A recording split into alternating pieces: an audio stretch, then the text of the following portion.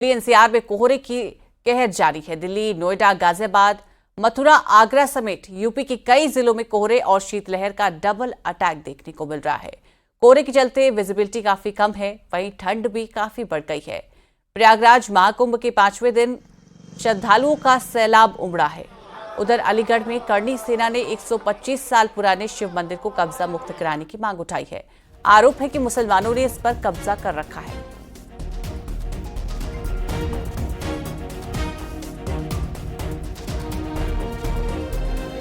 और दिल्ली में कड़ाके की ठंड के साथ कोहरे का डबल टॉर्चर जारी है। कई जगहों पर विजिबिलिटी 0 दर्ज की गई है। वहीं मौसम विभाग ने पहले ही कोहरे को लेकर ऑरेंज अलर्ट जारी किया है। कोहरे का हवाई अड्डा, राजमार्गों और रेल मार्गों पर असर देखने को मिल रहा है। कई ट्रेनें और फ्लाइटें देरी से चल रही हैं। वहीं यात्रा कर रहे लोगों को कठिनाइयों का सामना करना पड़ रहा है। उधर भारत में दिल्ली के अलावा कई शहरों में भी 0 विजिबिलिटी के चलते गाड़ियों की रफ्तार थम सी गई है। दिल्ली के पालम एयरपोर्ट पर विजिबिलिटी 0 है। सफदरजंग पर विजिबिलिटी 200 मीटर तक की है।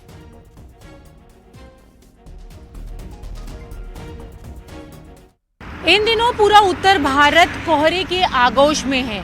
और बात अगर दिल्ली एनसीआर की जाए तो दिल्ली एनसीआर में इस वक्त कोहरा जो है वो चारों तरफ है। और एक तरीके से ये कह सकते हैं कि दिल्ली कोहरे में कहीं ना कहीं खोई हुई नजर आ रही है। और इस वक्त हम अक्षरधाम के पास खड़े हैं।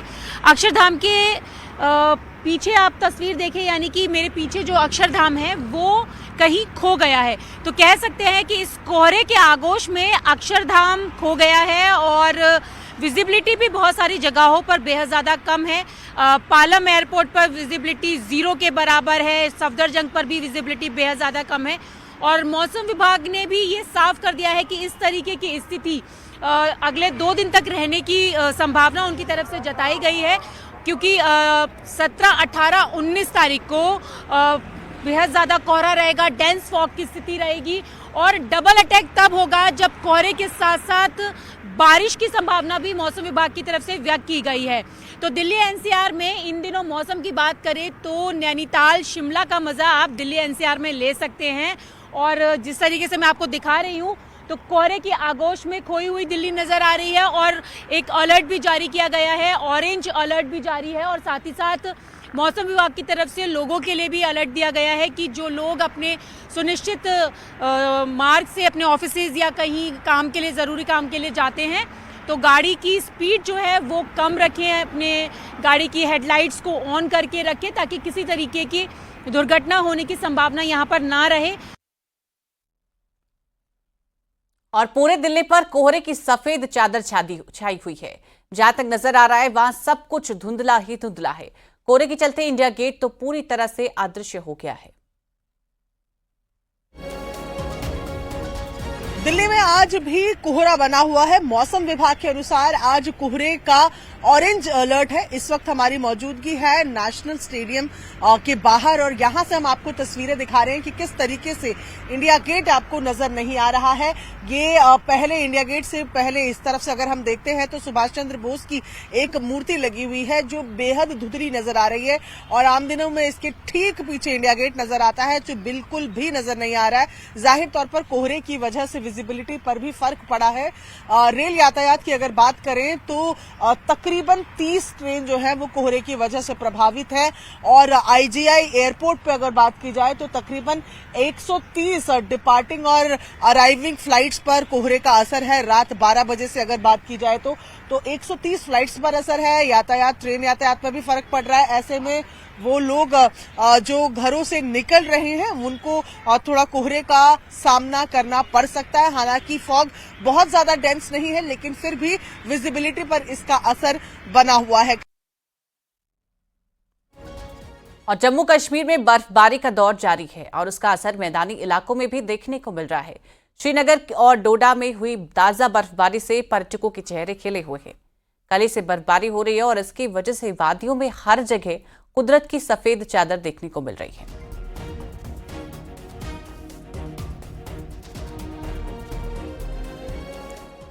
और दिल्ली एनसीआर में कोहरे का कहर जारी है। पूरे दिल्ली एनसीआर की आगोश में लिपटा नजर आ रहा है। रोड पर विजिबिलिटी भी काफी कम है। इसके चलते रोड पर गाड़ियां रेंग रही है।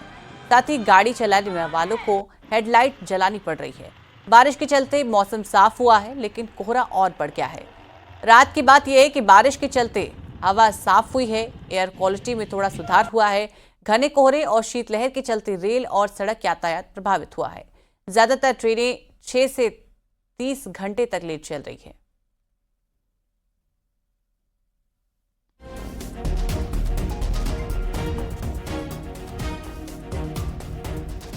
और कान्हा की नगरी मथुरा में भी कोहरे का कहर देखने को मिल रहा है। यहां पर दिल्ली आगरा NH-19 पर कोहरे की घनी चादर छाई हुई है। शहर में भी कोहरे की घनी चादर छाई दिखी। ठंड से बचने के लिए लोग अलाव का सहारा ले रहे हैं। घने कोहरे के चलते विजिबिलिटी भी कम हो गई है और कोहरे के चलते गाड़ी चलाने वालों के साथ साथ मॉर्निंग वॉक पर निकले लोगों को भी परेशानियों का सामना करना पड़ रहा है। कोहरे के चलते रेल और बस यातायात भी प्रभावित हुआ है। ठंड बहुत ज़्यादा है। आज कल बारिश होने की वजह से आज बहुत ज़्यादा ठंड हो रही है और रास्तागीर सब परेशान है ठंड की वजह से। क्या क्या परेशानी आ रही है? ठंड से कोहरे में दिखाई नहीं दे रहा। 5 लाइटों के अलावा 6वीं लाइट नहीं दिखाई दे रही रोड पे। इतनी स्थिति खराब है आज कोहरे की वजह से। और हम पिछले कुछ दिनों की बात करें तो क्या कुछ दिनों में 2 दिन बीच में ठीक रहा है मौसम, उससे पहले स्थिति और खराब थी। आज भी स्थिति खराब है और आज तो ज़्यादा ही कुछ लग रहा है कि खराब है। और यूपी सिपाही भर्ती से जुड़ी बड़ी खबर आपको दे देते हैं। चुने गए अभ्यर्थियों का फिजिकल टेस्ट जल्द होगा। 10 फरवरी से शुरू हो सकता है फिजिकल टेस्ट। पुलिस भर्ती बोर्ड ने सोशल मीडिया पर यह जानकारी दी है। तो यूपी सिपाही भर्ती से जुड़ी बड़ी जानकारी आपको दे रहे हैं। चुने गए अभ्यर्थियों का फिजिकल टेस्ट जल्द शुरू हो सकता है। बता दें 10 फरवरी से फिजिकल टेस्ट शुरू हो सकता है। पुलिस भर्ती बोर्ड ने सोशल मीडिया पर यह जानकारी दी है।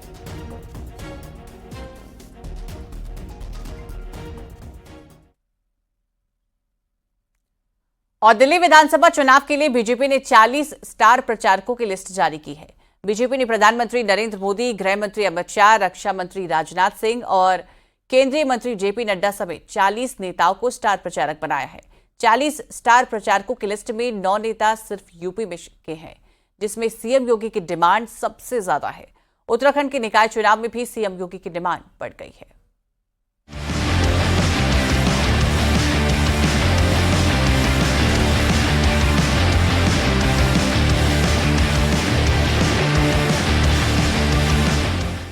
दिल्ली विधानसभा चुनाव के लिए बीजेपी ने अपनी पूरी ताकत झोंक दी है। बीजेपी ने उम्मीदवारों की घोषणा करने के बाद अब स्टार प्रचारकों की लिस्ट भी जारी कर दी है।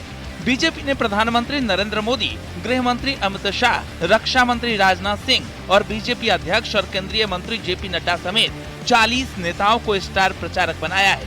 इस लिस्ट में फायर ब्रांड नेता और मुख्यमंत्री योगी आदित्यनाथ समेत यूपी के कई दिग्गज नेताओं को जगह मिली है। दिल्ली विधानसभा चुनावों के लिए बीजेपी ने स्टार प्रचारकों की लिस्ट की घोषणा कर दी है। उस लिस्ट में अगर बात करें, प्रधानमंत्री नरेंद्र मोदी, बीजेपी अध्यक्ष जेपी नड्डा, गृह मंत्री अमित शाह, रक्षा मंत्री राजनाथ सिंह, केंद्रीय मंत्री नितिन गडकरी समेत 40 लोगों को स्टार प्रचारक बनाया गया है। बीजेपी ने 40 स्टार प्रचारकों की लिस्ट जारी की है, जिसमें 9 नेता सिर्फ यूपी के शामिल हैं। बीजेपी ने वाराणसी से सांसद और पीएम नरेंद्र मोदी को स्टार प्रचारक बनाया है। इसके साथ ही लखनऊ से सांसद और रक्षा मंत्री राजनाथ सिंह का नाम है। सीएम योगी को भी दिल्ली के दंगल में स्टार प्रचारक बनाया गया है। डिप्टी सीएम केशव प्रसाद मौर्य को भी स्टार प्रचारक की लिस्ट में जगह मिली है। इसके साथ ही गोरखपुर से सांसद रवि किशन, गाजियाबाद से सांसद अतुल गर्ग और मथुरा से सांसद हेमा मालिनी को भी स्टार प्रचारक की जिम्मेदारी मिली है। उत्तर प्रदेश में योगी आदित्यनाथ जी ने गांव गरीब किसान के लिए काम किया, कानून का शासन स्थापित किया और तमाम उल्लेखनीय काम किए हैं। उस कामों को लेकर जब योगी आदित्यनाथ जी दिल्ली में प्रचार करेंगे तो उसका सकारात्मक परिणाम भारतीय जनता पार्टी को मिलेगा और जो प्रचंड जीत दिल्ली में होने जा रही है उसमें योगी आदित्यनाथ जी की लोकप्रियता भी सहायक सिद्ध होगी। दिल्ली विधानसभा चुनाव के स्टार प्रचारकों की लिस्ट में जहां यूपी के सीएम योगी आदित्यनाथ का नाम है, वहीं उत्तराखंड के सीएम पुष्कर सिंह धामी का भी नाम है। इससे पहले सीएम योगी ने पिछले साल हरियाणा और महाराष्ट्र के विधानसभा चुनाव में भी बीजेपी प्रत्याशियों के लिए प्रचार किया था। इस दौरान सीएम योगी के बटेंगे तो कटेंगे के नारे की धूम रही थी, जिसका बीजेपी को काफी फायदा भी मिला था। हिंदुत्व के बड़े फायर ब्रांड चेहरे के तौर पर उभरे सीएम योगी एक बार फिर दिल्ली विधानसभा के चुनाव में चुनाव प्रचार करते दिखेंगे। क्या माननीय मुख्यमंत्री जी दिल्ली में जाकर के ये बताएंगे कि जिस प्रदेश का प्रतिनिधित्व पिछले 7-7.5 साल से माननीय मुख्यमंत्री जी कर रहे हैं, उस Uttar Pradesh per capita income में सबसे ज्यादा फिसड्डी है, दिल्ली में जाकर के वो ये बताएंगे? क्या माननीय मुख्यमंत्री जी दिल्ली में ये जाकर के बताएंगे कि अगर महिलाओं के ऊपर सबसे ज्यादा अत्याचार कहीं हो रहे हैं तो वो उत्तर प्रदेश में हो रहे हैं? उत्तराखंड के निकाय चुनाव में भी सीएम योगी के प्रचार के लिए डिमांड है। सूत्रों की माने तो सीएम योगी निकाय चुनाव के लिए हल्द्वानी, रुड़की और ऋषिकेश में रैलियां कर सकते हैं।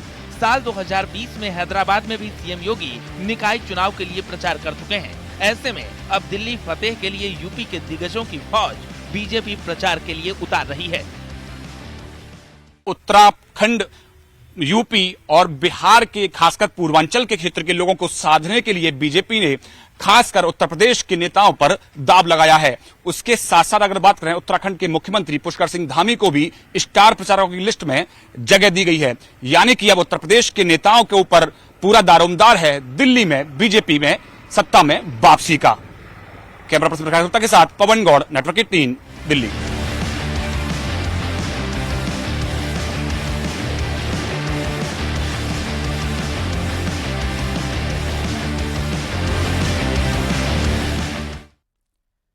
और यूपी में बड़ा प्रशासनिक फेरबदल हुआ है। सरकार ने 31 आईएएस अफसरों के ट्रांसफर किए हैं। इसमें 4 कमिश्नर, 13 डीएम, सूर्यपाल गंगवार मुख्यमंत्री के सचिव बने हैं। राकेश कुमार सिंह भी मुख्यमंत्री के सचिव बने हैं। ऋतु महेश्वरी सचिव चिकित्सा और स्वास्थ्य बनी है।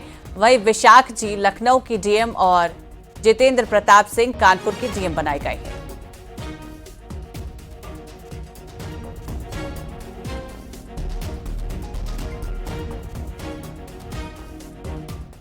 और वहीं मुरादाबाद में पुलिस ने रैश ड्राइविंग के आरोपी को हिरासत में ले लिया है।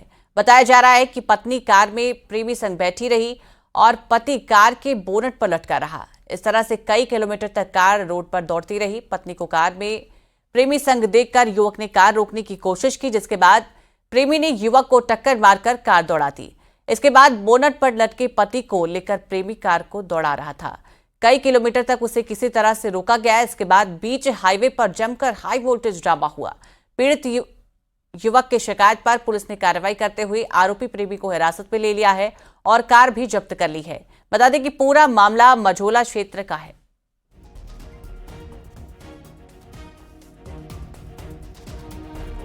देखिए, थाना कटघर से जुड़ा हुआ प्रकरण है। इसमें कल एक वीडियो हम लोग के संज्ञान में आया था, जिसमें एक व्यक्ति एक कार के बोनट पर वो काफ़ी दूर तक उसको ड्राइव करते हुए जो गाड़ी चला रहा था वो ले गया था। इसके बारे में छानबीन की गई और पता किया गया तो जो बोनट पर बैठा हुआ व्यक्ति था उसका नाम समीर है। वो समीर आकर के थाने में उसने एक तहरीर दी है। उस तहरीर पे हम लोगों ने मुकदमा कायम किया है।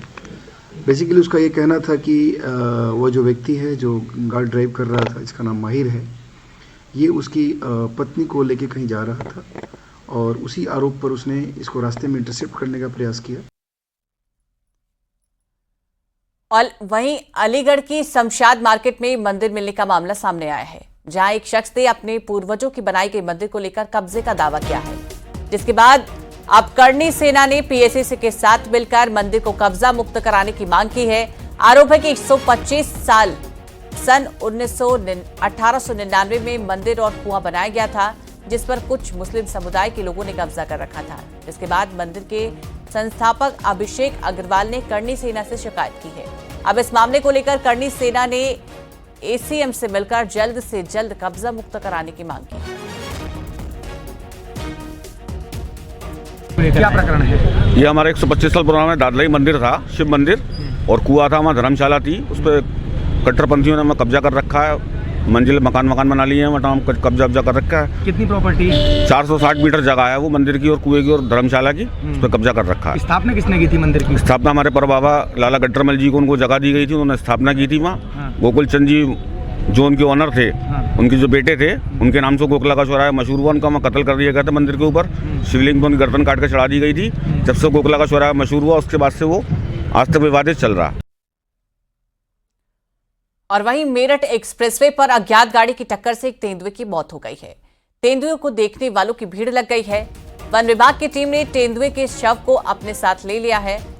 घटना मेरठ के थाना परातापुर क्षेत्र के बहादुरपुर इलाके की है।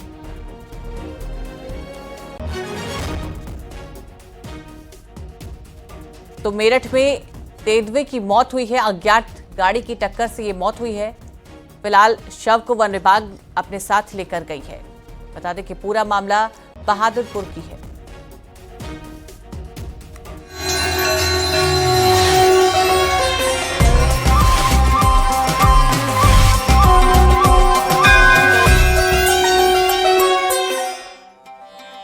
और महाकुंभ मेले का आज 5वां दिन है। महाकुंभ के त्रिवेणी में श्रद्धालु आज भी आस्था की डुबकी लगा रहे हैं। स्नान ध्यान के बाद श्रद्धालु दान पुण्य कर रहे हैं। बड़ी संख्या में श्रद्धालु कड़ाके की ठंड और ठंडे पानी में स्नान करके खुद को धन्य महसूस कर रहे हैं। सुरक्षा के व्यापक इंतजामों के बीच श्रद्धालुओं में खासा उत्साह देखा जा रहा है।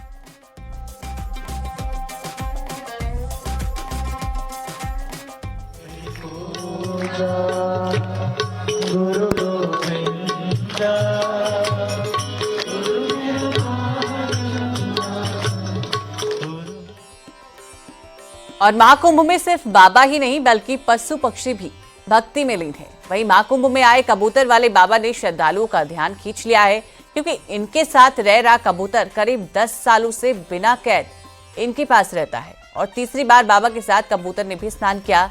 बाबा के साथ साथ ये कबूतर भी हर तपस्या और पूजा पाठ में शामिल होता है। इतना ही नहीं, इसका रहन सहन भी बिल्कुल आम इंसानों की तरह है। ये कबूतर बिस्लरी का पानी पीता है और काजू बादाम खाता है। 16 पंचनाम अखाड़ा में इस वक्त हम मौजूद हैं और ट्रेंड कर रहे हैं कबूतर बाबा। उन्हीं से जान लेते हैं कितने लंबे वक्त से कबूतर उन पर है और इसी तरह सवार है। क्या वो कभी उड़ता नहीं बाबा? कभी कबूतर उड़ता नहीं उड़ता है। कितने साल हो गए? आज जो है इनके पास में 9 से 10 साल जो है यह कबूतर रह गया। हाँ। और जैसे ये तपस्या करते हैं, हाँ। ऐसे ये कबूतर तपस्या करता है। जैसे माता पार्वती ने भोलेनाथ को जो है वहाँ अमर कथा सुना रहे थे, तो भोलेनाथ ने जो है अमर कथा सुनाया था तो कबूतर सुन लिया था। हाँ। ऐसा जो है ये अमर कथा की जैसे जो है ये अमर हो गया है महाराज के साथ में। जैसे ये तपस्या करते हैं, हाँ। ऐसा ये कबूतर इनके साथ में तपस्या करता है। सोते खाते बैठते उठते सब जगह ये रहता है। साथ में सब जगह सब साथ में रहता है।